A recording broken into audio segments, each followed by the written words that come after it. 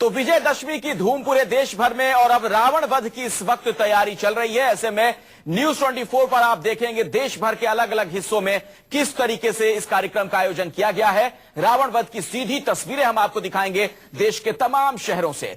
और हमारे साथ कई गणमान्य अतिथि मौजूद हैं इस मौके पर। सबसे पहले उनसे मैं आपकी मुलाकात करवा दूं। मेरे साथ यहां पर डॉक्टर रविंद्र नागर साहब मौजूद हैं, आप प्राचार्य हैं संस्कृत महाविद्यालय के। मेरे साथ जेके बेनीवाल साहब हैं, स्पिरिचुअल गुरु हैं आप, और साध्वी जया भारती जी हैं दिव्य ज्योति जागृति संस्थान से। आप तमाम मेहमानों का बहुत बहुत स्वागत है।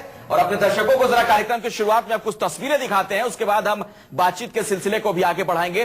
किस तरह से आप देख सकते हैं लखनऊ, मुंबई, पटना, कानपुर, उज्जैन और भोपाल में इस वक्त रावण के पुतले नजर आ रहे हैं। कुछ ही देर में इन पुतलों को आग के हवाले कर दिया जाएगा और एक बार फिर से बुराई पर अच्छाई की जीत का जो ये त्योहार है वो जो लोग मना रहे हैं आज, उसका एक लिहाज से समापन भी होगा रावण वध के साथ। ये हम आपको अलग अलग 6 तस्वीरें दिखा रहे हैं देश के अलग अलग हिस्सों की। और हमारे साथ लगातार हमारे संवाददाता इन जगहों से जुड़ेंगे, वहां पर क्या कुछ चल रहा है वो भी हम आपको बताएंगे। लेकिन आज का इस मौके के बाद से आगे का क्या कार्यक्रम रहेगा, थोड़ा हमें रविंद्र नागर जी आप बताइए हमारे दर्शकों को। जी, असल में लगभग 6:45 अवधेश भाई रावण का वध करेंगे। लगभग जब शाम का समय होगा, शाम घिराएगी, शाम होने के पहले, सूर्यास्त के पहले रावण वध कर देते हैं। रावण, मेघनाथ और कुंभकर्ण तीनों का वध करते हैं भगवान राम जी और लक्ष्मणी दोनों मिलकर के।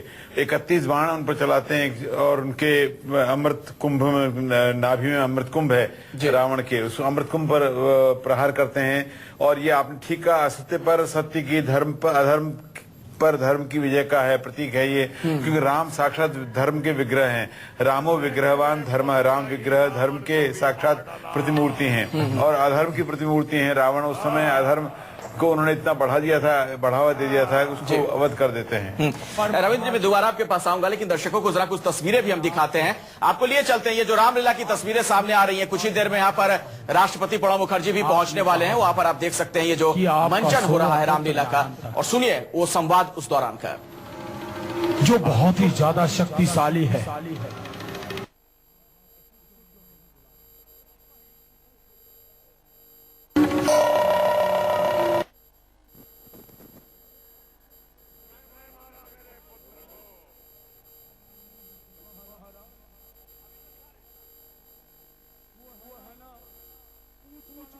हनुमान उसी ने उनका वध कर दिया है। ये वानर ने मेरा सर दर्द कर रखा है। इसने मेरे पुत्र ही रावण को भी मार डाला।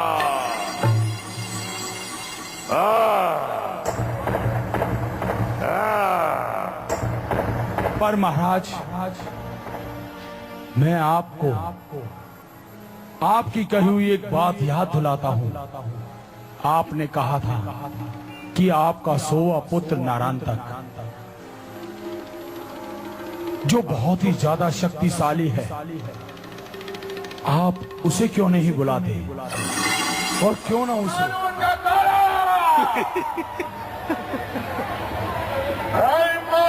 लोगों, नाम है मेरा, आगे निकाल के कोटियां खेलता हूं।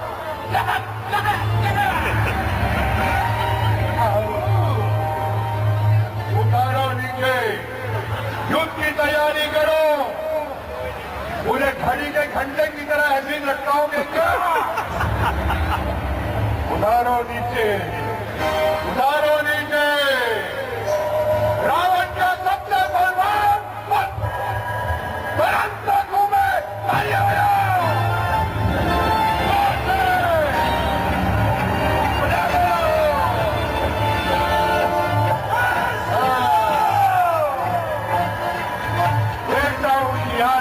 मैदान में और मेरा मुकाबला करता है। अबे नीचे उतार। इधर फौज तैयार नहीं है क्या? उतारो। सामने वाली फौज अभी से डर गई है। हेलो, कौन आ रहा? देखता हूं कि आज युद्ध के मैदान में कौन मेरा मुकाबला करता है। अबे नीचे उतार। इधर फौज तैयार नहीं है क्या? उतारो। सामने वाली फौज अभी से डर गई है। कौन आ रहा है? नरंतक आ रहा है। कौन आ रहा है? कौन? कौन? दादा झुक जा। दादा नीचे।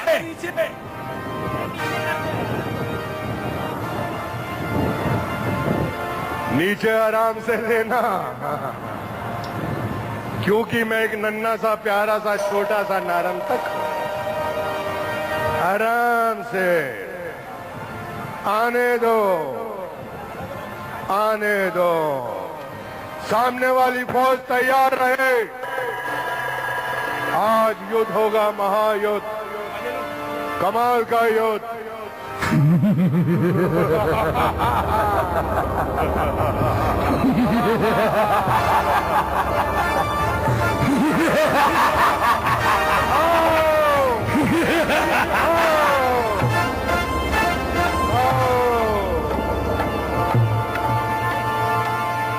वाह, आज मजा आएगा, आज मजा आएगा रे। आज मजा आएगा।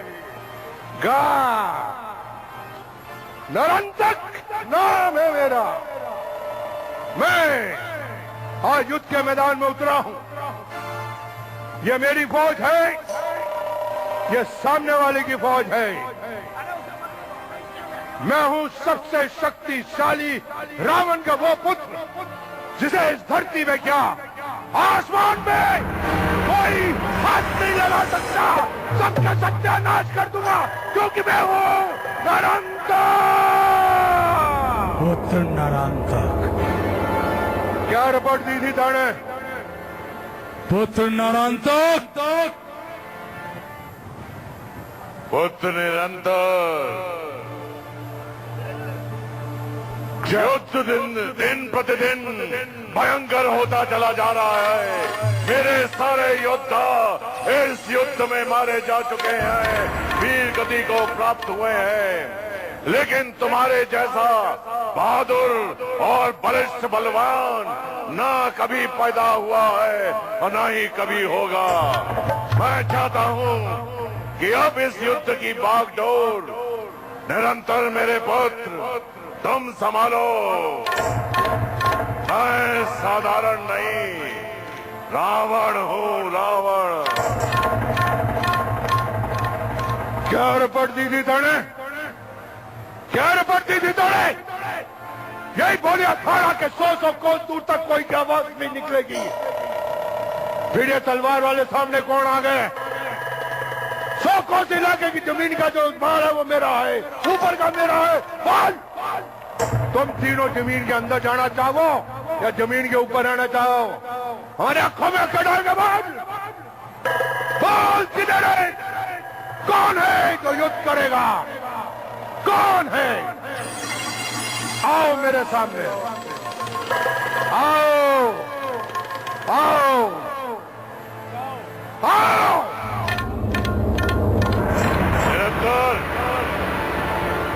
मेरा आशीर्वाद तुम्हारा साथ है। काली मां तुम्हारी रक्षा करे। जाओ और जाकर युद्ध करो।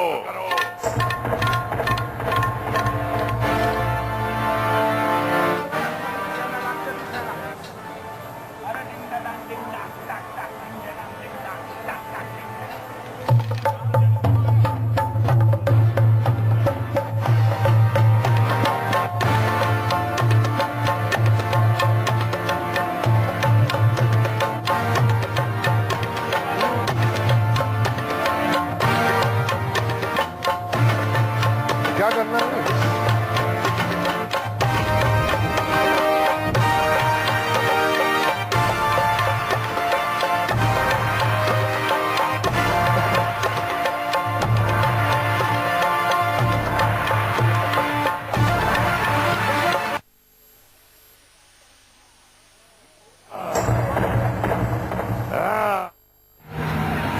फिर में आप देख पा रहे थे राजनाथ सिंह को, और वहां पर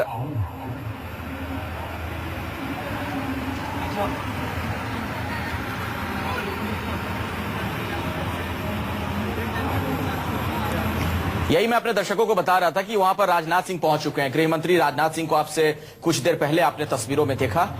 हमारे साथ यहां पर साध्वी जया भारती जी भी हैं। जया भारती जी, अगर हमारे दर्शकों को थोड़ा बता सके इस प्रसंग के बारे में, ये जो इस वक्त का मंचन जो हो रहा था। ये तब का मंचन है जब युद्ध अपने कंक्लूजन पे, चरम पर है।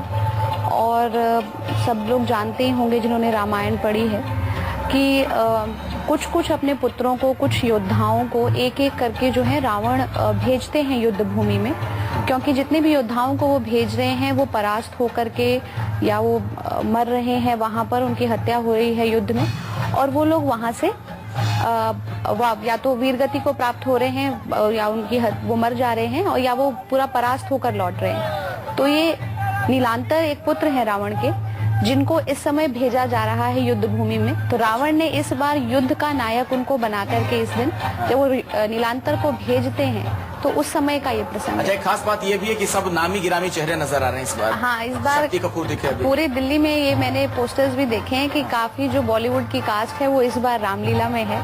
तो हो सकता है लोगों के लिए रोमांच ज्यादा हो। चलिए, एक छोटे से ब्रेक ले में रुकना पड़ेगा, फौरन हाजिर होते हैं और आपको न सिर्फ दिल्ली बल्कि देश के तमाम हिस्सों की तस्वीरें दिखाएंगे। तो दशहरे के मौके पर यह खास कार्यक्रम आप देख रहे हैं, रावण वध की हम आपको तस्वीरें दिखाएंगे। देश भर में किस तरह से तैयारियां वगैरह चल रही हैं वो भी हम आपको दिखा रहे हैं। और फिलहाल ये दिल्ली की तस्वीर है।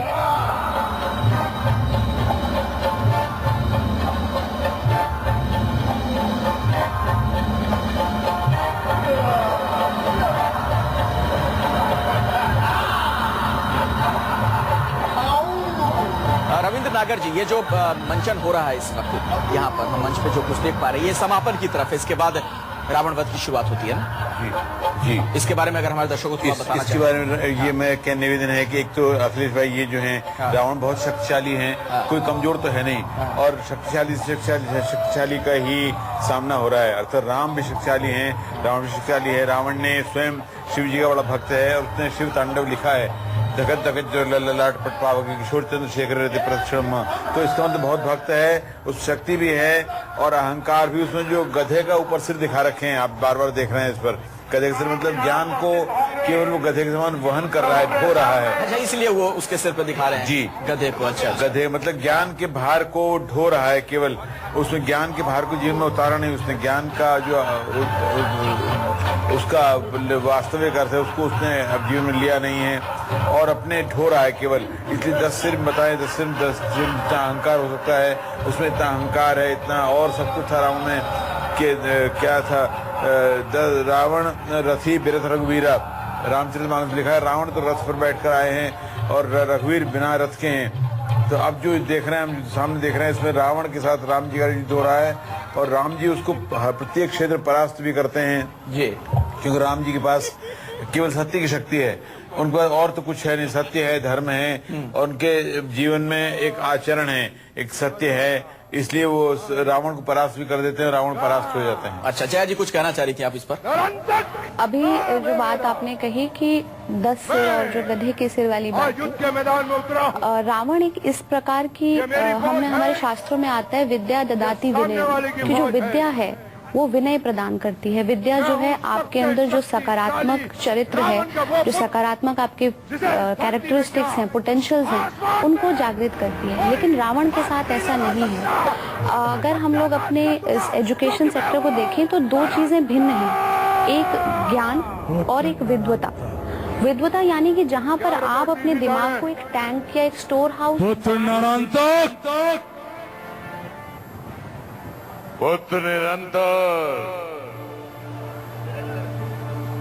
युद्ध दिन प्रतिदिन भयंकर होता चला जा रहा है। मेरे सारे योद्धा इस युद्ध में मारे जा चुके हैं, वीर गति को प्राप्त हुए हैं, लेकिन तुम्हारे जैसा बहादुर और बलिष्ठ बलवान ना कभी पैदा हुआ है और ना ही कभी होगा। मैं चाहता हूँ कि अब इस युद्ध की बागडोर निरंतर मेरे पुत्र तुम संभालो। मैं साधारण नहीं, रावण हूँ, रावण। क्या रिपोर्ट दी थी तूने? क्या रिपोर्ट दी थी तूने? यही बोले अखाड़ा के 100 कोस दूर तक कोई की आवाज नहीं निकलेगी। भिड़े तलवार वाले सामने कौन आ गए? 100 कोस इलाके की जमीन का जो भार है वो मेरा है, ऊपर का मेरा है। बोल, तुम तीनों जमीन के अंदर जाना चाहो या जमीन के ऊपर रहना चाहो? हमारे आंखों में कटाएंगे बाद। बोल किधर है? कौन है जो युद्ध करेगा? कौन है? आओ मेरे सामने, आओ आओ आओ। निरंतर मेरा आशीर्वाद तुम्हारा साथ है। काली मां तुम्हारी रक्षा करे। जाओ और जाकर युद्ध करो।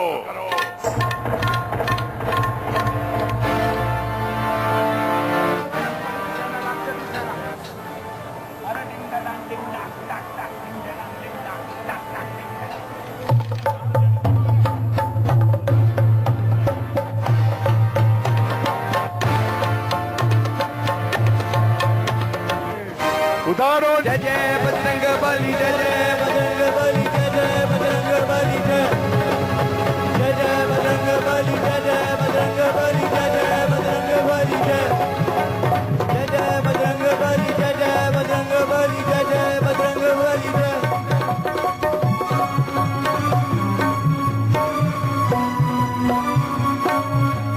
जय कपीष्टि हूँ लोग उजागर, सफल कार्य करु देव दया कर, विमल भक्ति संपूर्ण सुधाकर, राम काज निवही धुरंधर, भूत प्रेत पिशाच नावे, महावीर जब नाम सुनाते, दानव दैत्य निकट नहीं आते, जब हनुमान जी कृपा लुटाते, राम राम शुभ नाम निरंतर, पाहि पाहि ये पवन सुरे, भगत कल्प तरु राम दूत, प्रभु करुणा कर दो कार्तिकेय, जय जय बजरंग बली, जय जय बजरंग बली,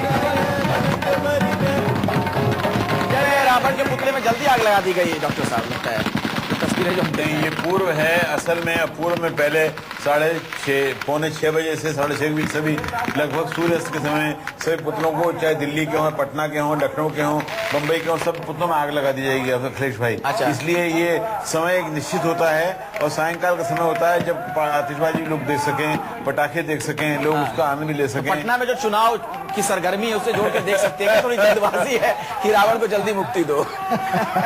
ये आप ये भी कह सकते हैं, लेकिन पूर्व में है पटना हो, लखनऊ हो, ये पूर्व की ओर दिशा की ओर हैं। अच्छा। इनमें पहले पूरा सूरज पहले उगता है, सूर्य पहले अस्त होता है, इसलिए मतलब ये अच्छा, उस तरीके से निर्धारण होता है, सूर्यास्त के हिसाब से होता है। जी। तो दिल्ली में हम कब तक उम्मीद करें? क्या लगभग 6:30 तक ये सूर्यास्त जब होगा तब तक पूरा हो जाएगा।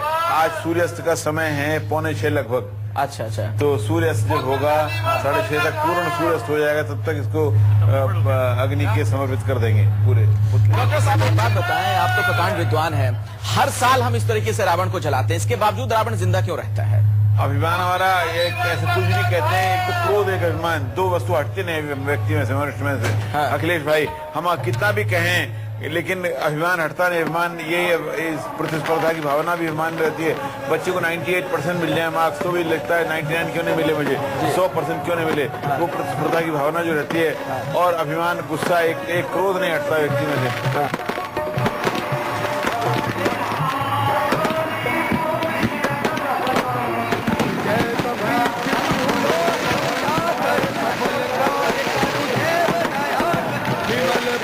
संपूर्ण सुधाकर, राम काज निवही धुरंधर, भूत प्रेत पिशाच नावे, महावीर जब नाम सुनाते, दानव दैत्य निकट नहीं आते, जब हनुमान जी कृपा लुटाते, राम राम शुभ नाम निरंतर, पाहि पाहि ये पवन सुरे, भगत कल्प लंबा पुतला रखा गया, करीब 121 फीट के आसपास इसकी हाइट बताई जाती है। जय जी, वही सवाल जो मैं डॉक्टर साहब से, हर साल हम रावण को इसी तरीके से जलाते हैं, फिर भी हमारे अंदर जिंदा रहता है।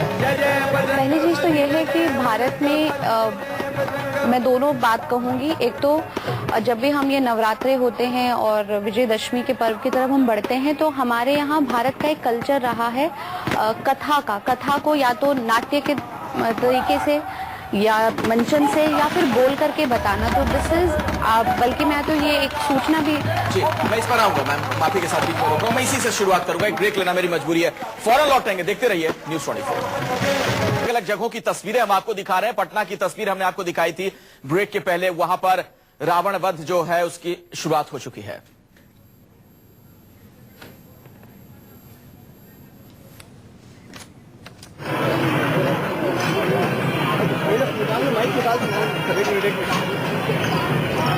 और ये जो सीधी तस्वीरें हम आपको दिखा रहे हैं, ये तिरुपति की तस्वीर है। प्रधानमंत्री नरेंद्र मोदी वहां बालाजी के दर्शन के लिए पहुंचे हैं। ये सीधी तस्वीरें आपके सामने टेलीविजन स्क्रीन पर। प्रधानमंत्री मोदी अभी अभी वहां पहुंचे हैं तिरुपति में। इसके पहले अमरावती में उन्होंने आधारशिला रखी थी, चूंकि अब वो राज्य की राजधानी वो शहर होगा और उस लिहाज से अब उसका निर्माण होना है। ये दो अलग अलग तस्वीरें अब आपके सामने। रामलीला मैदान में सोनिया गांधी पहुंच चुकी हैं, राहुल गांधी हैं और पूर्व प्रधानमंत्री मनमोहन सिंह भी नजर आ रहे हैं तस्वीरों में। राजनीतिक हस्तियों के पहुंचने का सिलसिला भी शुरू हो चुका है।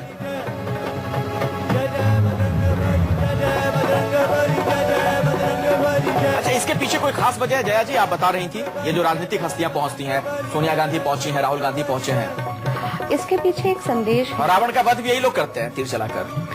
भगवान राम भी एक जो थे नायक के रूप में हैं, जननायक हैं। वो उनके आज भी जो लोग हैं, जनमानस है, प्रेरणा के लिए उन्हीं की ओर देखता है। उन्होंने इसीलिए उन्हें मर्यादा पुरुषोत्तम कहा गया। हर प्रकार की जो मनुष्य के लिए मर्यादाएं हैं, उन्होंने जो कुछ अचीव किया उन मर्यादाओं को अपने आप को उन मर्यादाओं के अंदर रखते हुए किया। दूसरी चीज ये है कि अगर हम देखें कि जितने भी पॉलिटिकल लीडर्स हैं वो आते हैं और फाइनल तीर वो चलाते हैं, तो ये एक संकेत है कि रावण तभी मरेगा, सिर्फ सांकेतिक तीर चलाने से काम नहीं बनेगा। जो रावण है, जो समाज में आज भी विद्यमान है, कुरीतियों के तौर पर, असामाजिक परंपराओं के तौर पर, बहुत सारी सामाजिक सोशल इवल्स हैं, उनके तौर पर आज भी विद्यमान है। और पीस प्रोग्रेस को लाने की जो जिम्मेवारी है वो राजनेताओं की बहुत हद तक होती है, क्योंकि उनके पास अथॉरिटी भी है, उनके पास रिसोर्सेज है, गवर्नेंस उनके हाथ में है। बिल्कुल। ये बेनीवाल साहब, आपसे इसी से एक सवाल पूछना, थोड़ा सा ये राजनीतिक सवाल है। आपको लगता है कि ये राजनेता मार रहे हैं वाकई में इन रावणों को?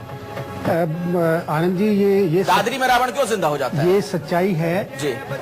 हम असल में क्या है कि हमारी जो भक्ति देश में चल रही है, ये भक्ति बहरिंगा भक्ति दिखाई दे रही है। मैं आपको धार्मिक उससे जोड़ रहा हूँ। ये रावण का ये जो है, ये रावण हमेशा रहेगा। आज मैं घर घर में तो नहीं कहूंगा, लेकिन गली गली में रावण है। ये देख रहे हैं आप, 2 साल की बच्ची, 5 साल की बच्ची, क्या हो रहा है? ये क्या हो रहा है? ये किसकी देन है? हम जात पात धर्म के ऊपर बटे हैं। हम धर्म हैं कितने? टोटल जमा 11 धर्म है पूरे विश्व के अंदर। 3 देश से बाहर, 2 चाइना में, 1 जापान में। ताओ लाओस की 2 चाइना के अंदर और शिंतो धर्म जापान के अंदर, बाकी 8 हमारे देश के अंदर। हिंदू सनातन वैदिक धर्म, इस्लाम धर्म, फारसी धर्म, पारस धर्म, जैन धर्म, बौद्ध धर्म, क्रिश्चियन धर्म। हमारे यहाँ 8 धर्म, सिख धर्म, 8 धर्म हमारे यहाँ देश में। इस सब धर्मों का क्या है? सब क्या कहते हैं? हिंदू धर्म क्या करता है? भगवान का क्या कहता है? ईश्वर है, ब्रह्म है, परमात्मा है। इस्लाम क्या कहता है? अल्लाह कहता है। फारसी क्या कहता है? खुदा कहता है। पारसी क्या कहता है? अहरू मजद कहता है। सिख क्या कहते हैं? सत श्री अकाल कहते हैं। बौद्ध क्या कहते हैं? बुद्ध कहते हैं, बुद्ध भगवान के बौद्ध कहते हैं। ऐसे ही निरंजन क्या कहते हैं? निरंजन क्या कहते हैं? ऐसे बौद्ध शून्य कहते हैं। हम लोग नाम उसी के हैं, आप कोई भी नाम ले लीजिए। इन्हीं भगवान को जब तक नहीं मानेंगे, ये शांति नहीं होगी। विश्व शांति चाह रहे सब नेता लोग। आप ये नेताओं की बात कर रहे हैं। विश्व शांति कहते हैं, बार बार कहते हैं विश्व शांति। क्या है यूएन में विश्व शांति? विश्व शांति में 2 अक्षर हैं। एक विश्व शांति, तो विश्व की तो होती नहीं। विश्व तो पहाड़, पृथ्वी, जल, तेज, वायु, ये आपका है। और एक शांति, शांति किसकी होगी? हम मनुष्यों की शांति चाहिए। और हमारी शांति कहाँ है? अंतरंग। बड़े बड़े हथियार बना रहे हैं हम देशों में, विदेशों में, करोड़ों अरबों डॉलर्स देके हथियार बना रहे हैं, और बाद में कहते हैं, धमकी देते हैं एक दूसरे को, और तब में हथियार आपको उड़ा देंगे। लेकिन हम ये भक्ति जो हमारे यहाँ हो रही है, असल में धर्म की क्या है? हम धर्म के धर्माचार्यों को समझना होगा कि भक्ति ढंग से समझाएं। बिल्कुल। देखिए डॉक्टर नागर बहुत ही महत्वपूर्ण बात कह रहे हैं सर। ये तो धर्माचार्यों की एक तरीके से भूमिका है समाज में। अगर दिल्ली से सटे बहुत करीब एक जगह है दादरी, वहां रावण जिंदा हो जाता है, तो क्यों? फिर तो कहीं ना कहीं धर्माचार्य भी नहीं समझा पा रहे लोगों को धर्म का संदेश। देखिए अखिलेश भाई, बहुत अच्छी बात तो ये है कि जो भाई बेनीवाल जी ने कहा, राम जी का स्वभाव, जो राम सरल स्वभाव, छुआ छल नहीं, राम जी के स्वभाव में छल कपट नहीं था। राम जी सरल स्वभाव वाले थे। जो व्यक्ति सरल स्वभाव वाला होता है भगवान के करीब होता है। सरल स्वभाव, चाहे पढ़ा लिखा हो या अनपढ़ हो, चाहे गाँव का हमारा किसान हो, खेत खेतिहर हो, मजदूर हो, तो जो व्यक्ति सरल स्वभाव वाला होगा भगवान के समीप होगा। और चाहे दादरी कहिए या बेंगलोर कहिए, कहीं भी हो, या किसी भी जगह घटना ये हो जाती है रेप की, भ्रष्टाचार की, तो हम सबका सिर झुक जाता है। हम सब संस्कृतिवादी हैं या धर्म के लोग, धर्म आप या हम कोई भी हो, सबका सिर झुक जाता है। और हम लोग सब निंदा तो करते हैं, लेकिन इसका पालन करने की बात यह है, सरल स्वभाव, छुआ छल नहीं, सरल स्वभाव होना चाहिए। सरल व्यक्ति हो, हमारे स्वभाव में सरलता हो, सात्विकता हो। अगर सरलता नहीं आती है, सात्विकता नहीं आती है, सादगी नहीं आती है, बनावट और दिखावट में रहते हैं, तो हमारे गड़बड़ हो जाती है। डर गई है। आपके पास जरा दर्शकों को फिर से सुनवाते हैं संवाद। कौन आ रहा है?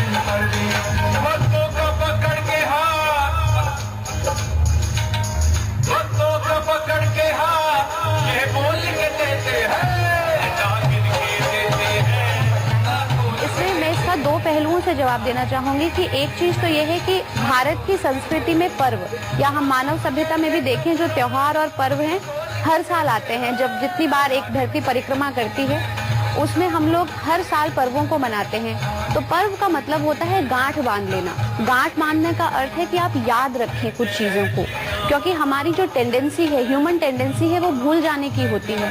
हम अच्छी चीजों को अक्सर भूल जाते हैं। तो जो पर्व हैं, जो त्योहार हैं, वो हमें बार बार कुछ चीजें जो याद रखने वाली होती हैं वो हमें रिमाइंड कराते हैं, याद कराते हैं। रावण को बार बार जलाने का ये मतलब है कि हमारे अंदर दोनों प्रकार की प्रवृत्तियां हैं। राम की प्रवृत्ति भी है और रावण की प्रवृत्ति भी है। हम किस चीज को खत्म करते हैं और किस प्रवृत्ति को अपने अंदर विकसित करते हैं, ये मनुष्य के ऊपर निर्भर करता है। तो ये हमारे पर्व भी हमें बताते हैं कि यदि आप रावण की प्रवृत्ति रखेंगे, अगर हम देखें रावण के 10 सिर हैं और 2 हाथ हैं, यानी कि जो ह्यूमन टेंडेंसीज हैं, जो बताने वाली बात है, जो डिसीजंस हैं, वो तो इतने सारे आ रहे हैं, लेकिन ऑपरेशन हमने पूछा था, अखिलेश भाई ने पूछा था, हमने पिछले कार्यक्रम में पूछा था कि इतनी कथाएं, इतने मंचन, इतने लीलाएं, इतने प्रवचन, फिर भी बदला कुछ नहीं है। बदलता है, नहीं, मैं बदलता है, बदलता है नागर साहब, आपको लगता है बदलता है? बदलता है, बदल गया है। उसी पर आ रही हूँ, क्योंकि अगर बदलता ना, राम के 10 लक्षण धृति, क्षमा, दमोस्तेयम, शौचम इंद्रिय निग्रह धीरे धीरे बदल रहा है और बदलता है। नहीं। और नई पीढ़ी इसमें- बदलेगी और आप जैसे लोग इसको बदलेंगे। हम चाहते हैं बदल दें और बदलें। धरती है, धैर्य है, क्षमा है, आस्तेय है, शौच है, पवित्रता है, ये धीरे धीरे गुण आ रहे हैं। ऐसी बात नहीं एक साथ गुण आ जाए। अच्छा, धीरे धीरे बदलाव होगा। नहीं नहीं, मैं बिल्कुल इसमें- बिल्कुल छोटे में फिर हाँ, मैं यही बताऊंगी कि इसीलिए जो ये हमारी प्रथाएं हैं, राम इसमें भी एक मंचन है कि हमें उस विद्या, उस ज्ञान को ढूंढना है जो भगवान राम ने हनुमान को दिया, जो मतंग मुनि ने शबरी को दिया, जिससे राम की जो शक्ति है, जो आत्मा के स्तर पे सुषुप्त पड़ी है, वो जागृत हो। और ये जो गुण है राम के, ये हमारे अंदर जागृत हो, सिर्फ कथाओं से नहीं, जी, जी। उसको जीवन में चरितार्थ करने बहुत से अच्छी ये बात काम आपने होगा। कही है। उम्मीद है हमारे दर्शक इन बातों को सुन रहे हैं तो उसे अपने जीवन में भी लागू करेंगे। एक ब्रेक के लिए हम रुक रहे हैं, फौरन लौटेंगे। देखते रहिए न्यूज़ 24। जय कपीश तिहु लोग उजागर सफल कार्य करु देव दया। देश भर में कुछ अलग अलग हिस्सों से जो तस्वीरें आ रही हैं सामने, वो हम आपको दिखाते हैं। रावण वध की शुरुआत हो चुकी है और ये देखिए दिल्ली से सीधी तस्वीर और पटना की तस्वीर भी आपके सामने, जहां आतिशबाजी का नजारा आप देख रहे हैं।